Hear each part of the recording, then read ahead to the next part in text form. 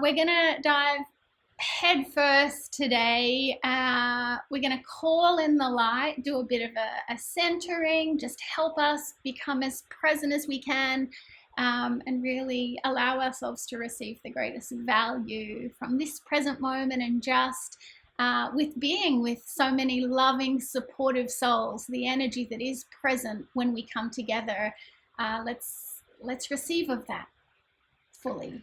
This may even be a fourth habit, if you per se, or it is part of habit too, we talked about, but calling the light centering, coming present, whatever you want to call it. I highly recommend that you all do it in your own way, whenever you feel called throughout your day. If you're having a challenge, which is kind of what we'll be talking about today, loving our challenges. But yeah, maybe notice how you experience it, how you are right now and how you are right after I call us into centering. In a way, it doesn't matter who calls us into centering. It matters where it takes you inside, how it allows you to relax, etc. So we just ask for the highest good right now, the highest, greatest love that we are, the greatest intention, truth for us as human beings and as souls. And we just ask to relax into our bodies, into whatever is present, that it's okay, whatever's present.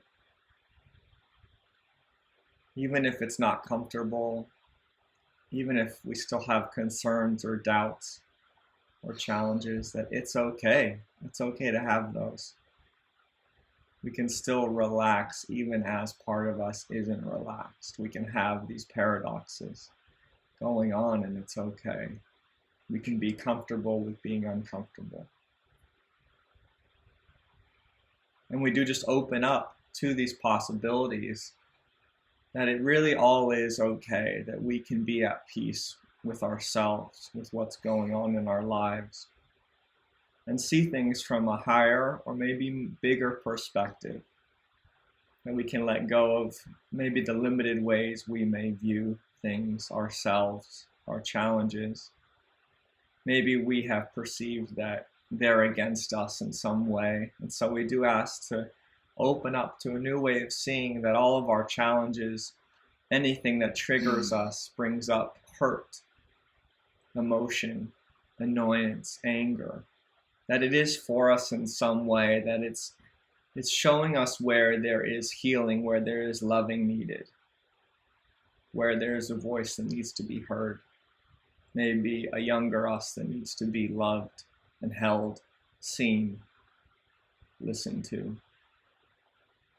So we open up to all ways that our life is for us.